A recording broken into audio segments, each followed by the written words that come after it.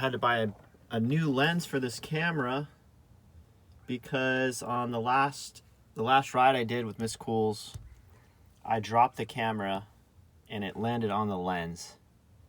This switch or something broke, so it wouldn't release electronically. It wouldn't say that the lens was open. So anyway, ordered a new lens. These lenses are very inexpensive. These are the kit lenses that came with this EOS camera, and they're a 15 to 45 millimeter lens, so they're not real.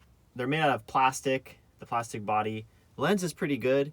The camera's good, you know, it's small, it's lightweight. That's why I have it. It does not have any kind of stabilization in it.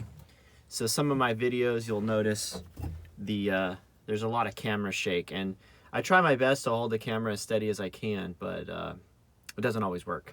So here, let me switch over to this camera now so we can see the difference here. Okay, here we go. So let me switch over to this one.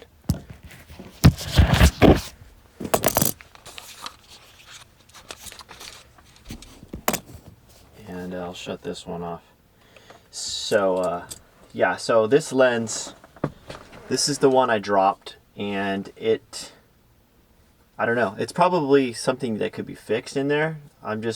For what these lenses cost, I just don't think it's going to be worth it for me. So anyway,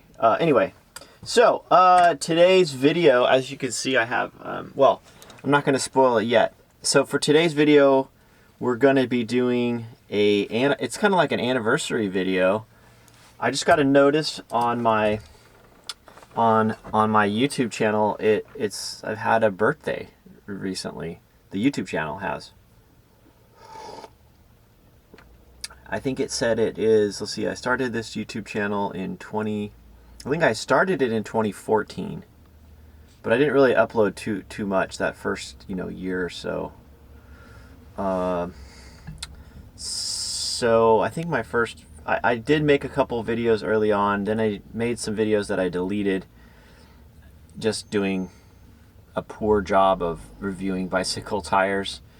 And then towards, let's see, 2016, 2018, I really started making more videos and trying to get better at it, at editing and all that stuff. So anyway, I know that one of my earliest videos was about my road bike. So that's what this video is going to be today. We're going to do we're going to flash back to that old video.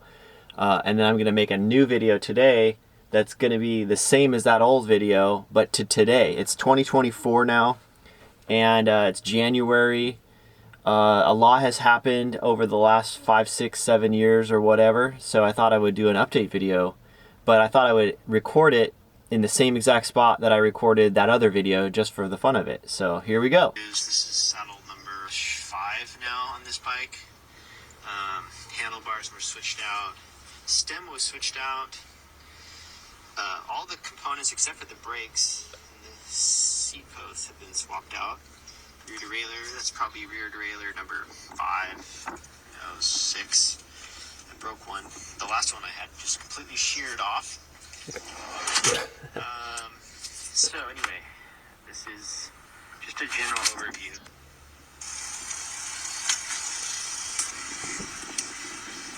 After doing 50,000 miles of road and some off-road cycling on this bike, would I buy it again? Absolutely. There are a few things that if I could go back to the beginning and change, I would, because this bike is so well made that once it's made, in my opinion, it's really not that big of a deal. Bigger tires are good, but I also had lots of preconceptions going into road biking, thinking skinnier is going to be faster, especially between 23s and 25s. Almost no difference, in fact. Probably faster rolling on 25s than you are on 23s. Components obviously have worn out, and I've had a chance to try various components on this bike now. There is various components. I've had 4 sets of wheels on here. I've had steering wheels, Shimano wheels. I've had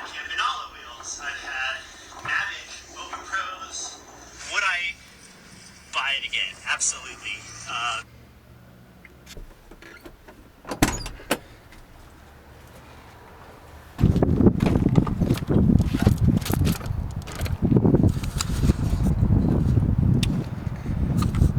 Okay, well, one of the updates I'm going to make on this video is I'm going to film it horizontally this time. So, here it is. 7 years later. A couple of things have changed on it. Right now I have different wheels and a different fork.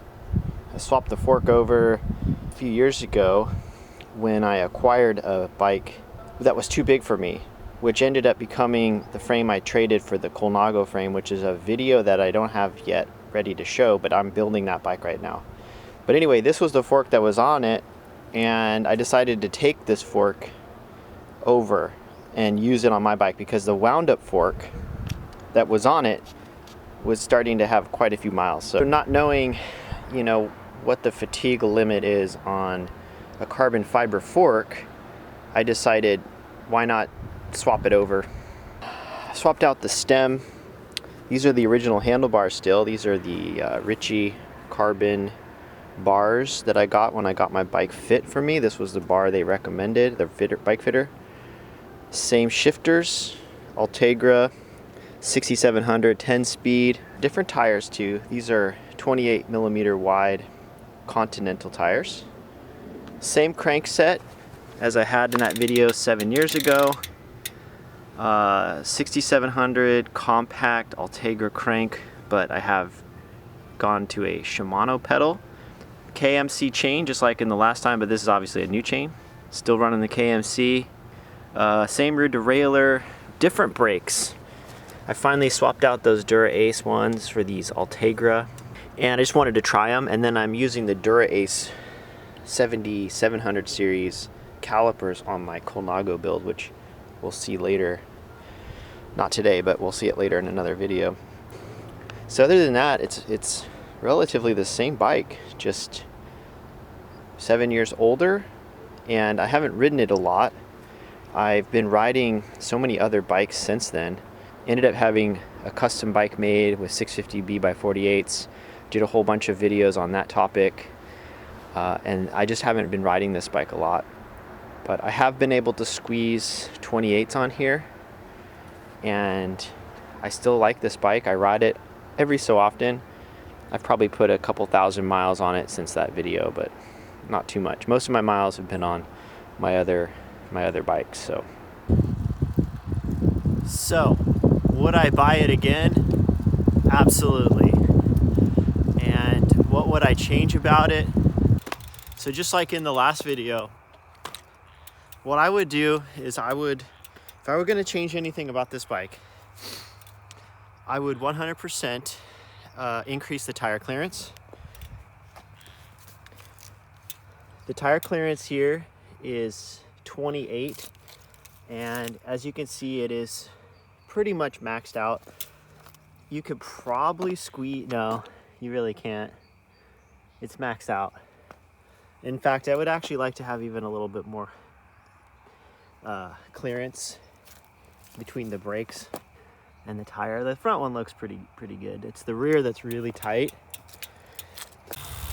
So yeah, I guess that 50,000 mile review was I still have the same opinion as I did back then. Nothing's really changed. Still a big fan of the titanium frame. I prefer metal frames. Not that I don't like carbon fiber. I just prefer the durability of a metal frame bike. Like this one, I've had this bike since 2006. I got it in 2006. It was made in 2004. Okay, I should clarify one sentence I said there earlier.